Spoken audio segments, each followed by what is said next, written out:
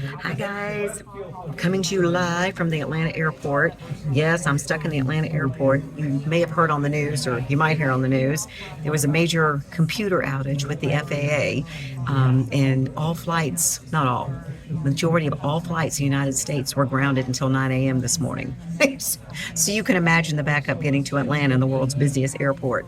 Anyway, this does give me a time to make a video to talk to y'all about some of the things you're going to be studying today. You know, we touched on this a little bit yesterday when I told you about how not everybody in the South was pro-slavery and not everybody in the North was abolitionists, right? Now, granted, most people in the South were pro-slavery because of what? Money, money, money, money, money. But what I want to talk to you about is some discontent that turned into absolute horror, rampage, violence, just terrible.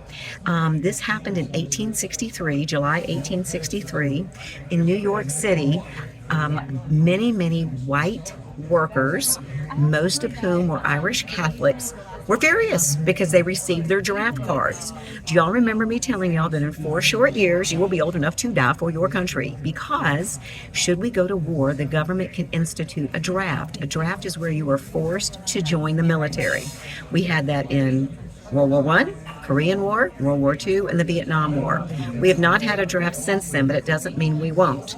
Well, in the North, there was a draft because we weren't winning this war really quickly. This has been going on and on and on, and it's not looking good. The South is still having several victories. So Lincoln institutes a draft, and the workers are furious. They're like, excuse me, I do not want to leave my job, my home, the money I'm making to go fight for what? Get rid of slavery? We don't have slavery up here. I ain't going there and doing that. Right? Very short-sighted.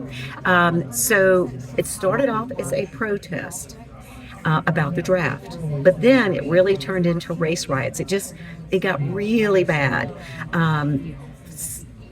Many of the rioters attacked innocent African Americans. They even attacked an orphanage. They were attacking Protestant churches. These were Catholics. The first day of the protest kind of went unchecked.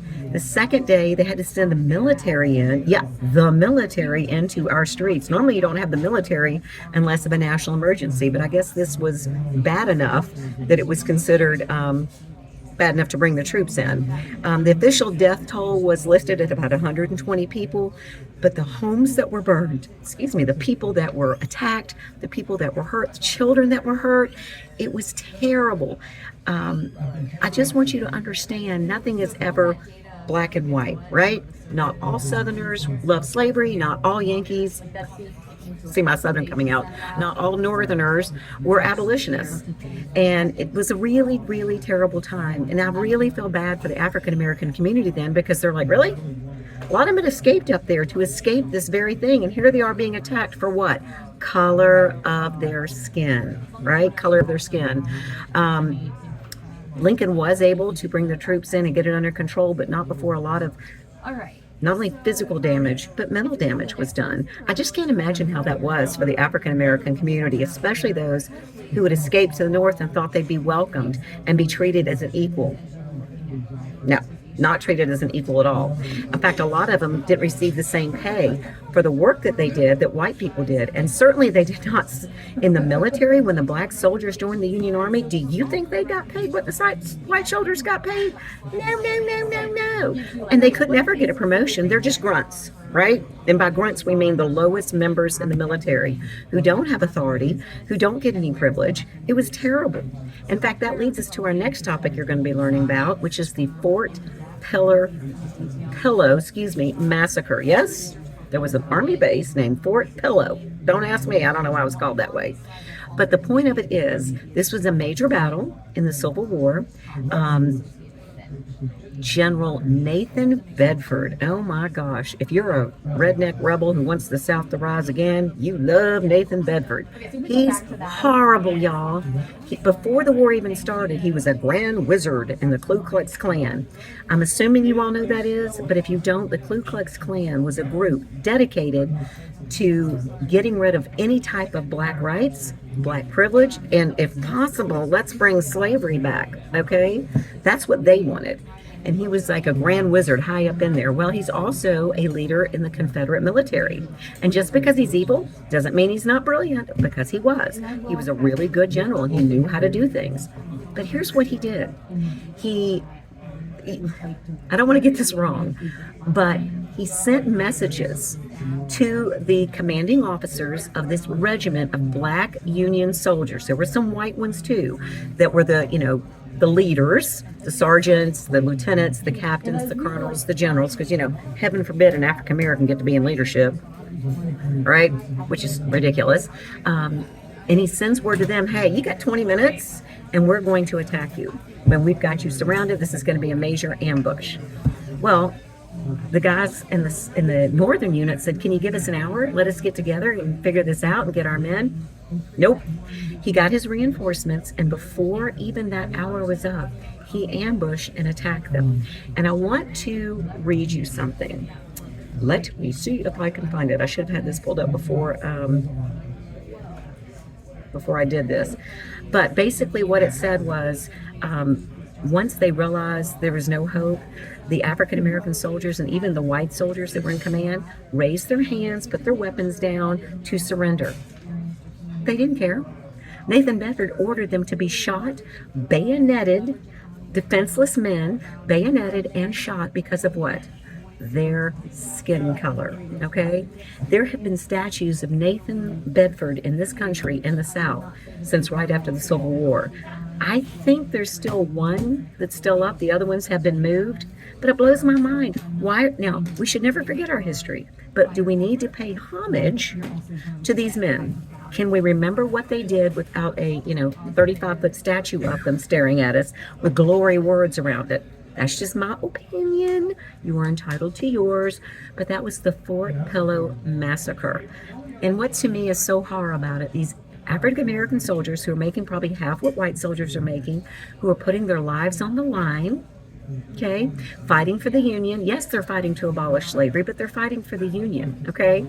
Not getting equal pay, no chance of promotion. They surrender, they do the honorable thing, put their weapons down, and they're massacred. Now, there were some reports that black women and children were massacred. Most of those reports have been debunked, being shown to be false, but only because they escaped before the carnage started. So these are two big events you're going to be studying today. And I want you to take the mindset of two different people. One, of an African American man who's fighting, and you hear this story. Okay, because the war's not anywhere near over yet. You hear how your fellow soldiers who are black have been massacred. Would that not frighten you to keep going? Would that might make you go, yeah, I don't want to do this? I mean, I'm just being honest. That would scare me to death, that I could surrender and still be bayoneted to death or shot. I can't even imagine. So as you study, think of it from that aspect. Also, I want you to think of the aspect when you study the New York draft riots, where the white men started off protesting being drafted, but then it turned into race hate.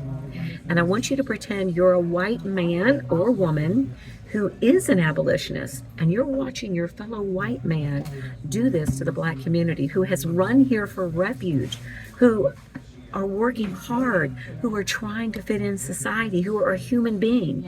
I want you to think what your reaction would be. What would you do? Wonder if this riot was taking place in front of your business. Would you have tried to stop them?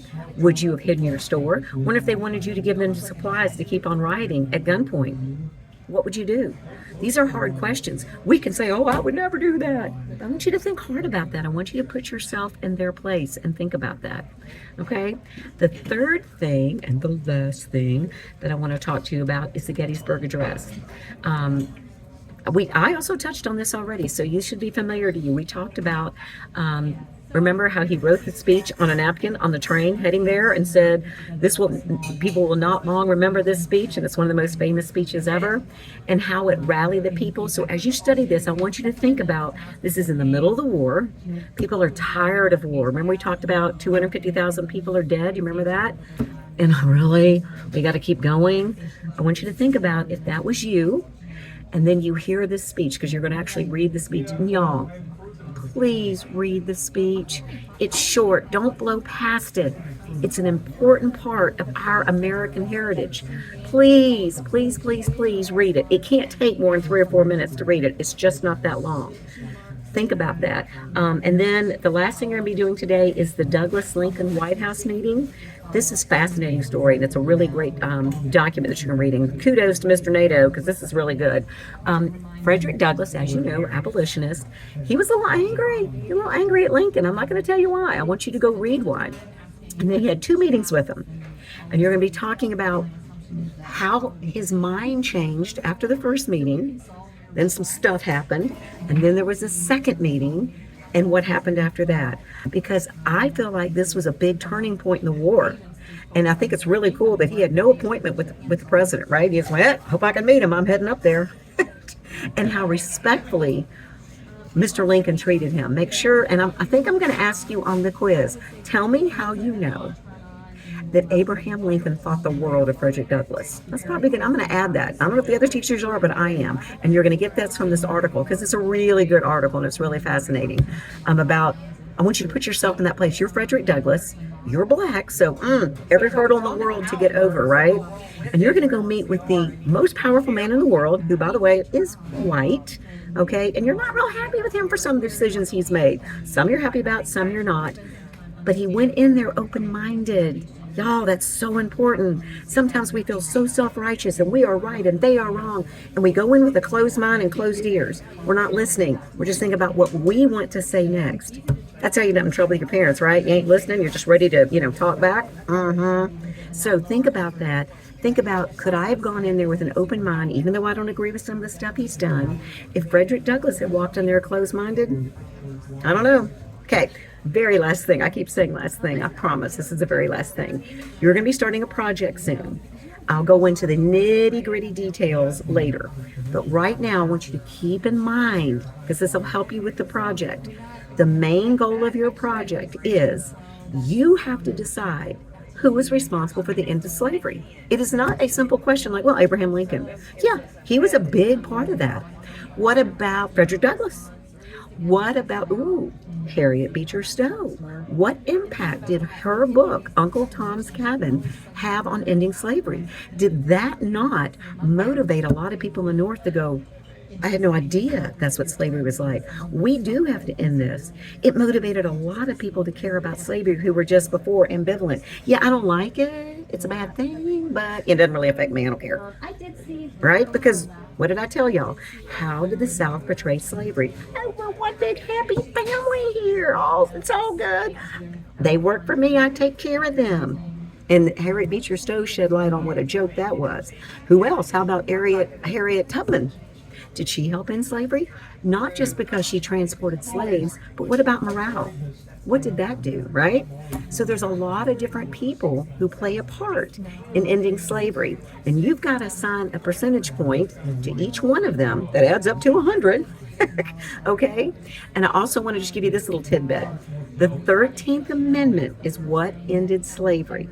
We talked about this on, I can't remember, I think yesterday, my mind's gone, that Lincoln did not feel like he could just unilaterally end slavery, because the 10th Amendment said what? The federal government only has the power given to him in the Constitution. Everything else is decided by the states. So he couldn't unilaterally go in and say slavery is over. As much as he hated it, as ugly a blight that it was, it's the worst blight you could have. He couldn't unilaterally end it. But Congress could, but he didn't have all the votes. He eventually did, and his Gettysburg Address was a big part of that.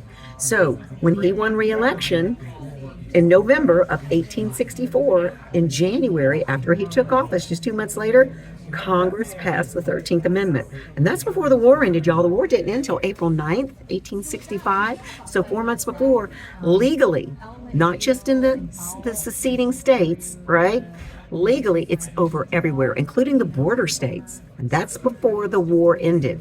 And we're going to spend some time talking about that, because obviously the border states did not join the Union, did not join the Confederacy 4 months before the war ended. We're going to talk about, was it because they were just good moral people, or because they didn't think they were going to win the war anyway and they better, cut their losses and run? We'll talk about that when I get back. Anyway, long video, sorry guys, but I hope this helps you prepare for everything you're going to be doing in the next couple of days, okay? Hopefully I will be in Florida sometime today, not stuck at an airport here in Atlanta, and I will talk to y'all soon. I miss y'all. Bye guys.